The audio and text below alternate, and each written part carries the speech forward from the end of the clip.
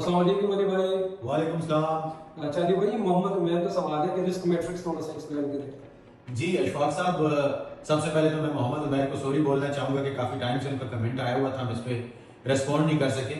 Secondly, risk assessment एक बड़ा topic है, इसके लिए कम अज़ कम एक लेक्चर होना चाहिए, लेकिन मैं कोशिश करता हूँ कि इसको इस शॉर्ट वीडियो में कवर करूँ। रिस्क मैट्रिक्स बेसिकली एक टूल है जिसके थ्रू हम रिस्क को एवेल्युएट करते हैं। ये रिस्क असेसमेंट का एक प्रोसेस है। रिस्क असेसमेंट जब हम करते हैं तो उसके थर्ड स्टेप पे जब हम रिस्क को एवेल्युएट करते हैं तो वो इसी रिस्क मैट्रिक्स के थ्रू करते हैं। सबसे पहले ये है कि रिस्क की डेफिनेशन समझ लें कि रिस्क है प्रोबेबिलिटी इनटू सेवेरिटी, किसी चीज के हो जाने के चांस यानी लाइक्लीहुड इनटू सेवेरिटी, उसकी शिद्दत। तो जब हम इन दोनों चीजों को मल्टीप्लाई करते हैं तो हमारे पास एक वैल्यू आती है जिससे हम रेट करते हैं कि रिस्क कितना है। तो उस चीज को रेट करने के लिए जो टूल यूज होता है उसे रिस्क मैट्रिक्स कहते हैं।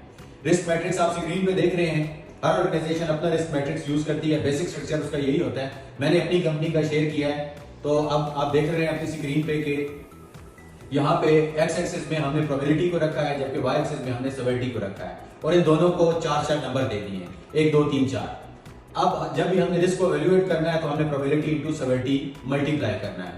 हर ऑर्गेनाइजेशन अपना रिस्क मैट्रिक्स डेवलप करती है। फॉर एग्जांपल, मैं अपने रिस्क मैट्रिक्स की अगर बात करूं तो मैं एरिया में गया और मैंने एक वर्कर को देखा कि वो उसका फोल्डिंग पे काम कर रहा है लेकिन उसकी रेलिंग नहीं है और उसने फुल बॉडी हार्नेस भी नहीं पहनी हुई है, तो यहाँ पे उसके गिरने का खतरा है। अब मुझे ये चेक करना है कि उसके गिरने का कितना खतरा है, कितने चांसेस हैं कि वो गिर जाएगा, और गिरेगा तो कितनी शिद्दत से गिरेगा, उसके कंसिक्वेंसेस क्या होंगे। अब मैंने अंदाजा लगाया कि रेलिंग भी नहीं है और उसने फुल बॉडी हार्नेस भी नहीं पहनी हुई, तो उसके गिरने के चांसेस 4 नंबर में से 4 है, चौथे नंबर पे। और अगर वो 10 फुट हाइट से नीचे गिरता है तो फिर भी उसके जो सेवेरिटी होगी वो भी शदीद किस्म का जख्मी होगा, तो मैं उसको भी 4 नंबर ही दूंगा। अब risk is equal to probability into severity. अब मैंने दोनों को 4 नंबर दिए हैं, तो 4 × 4 16। अब ये जो रिस्क मैट्रिक्स आप देख रहे हैं, आप देख लें इसमें 16 नंबर कहाँ पे फॉल करता है।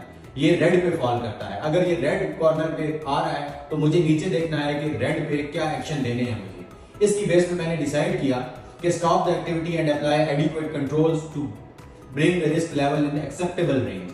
तो मुझे इस रिस्क को एक्सेप्टेबल रेंज में लाना है। नीचे स्मॉल, मीडियम और सीरियस के हवाले से तीनों एक्शंस डिफाइन कर दिए जाते हैं।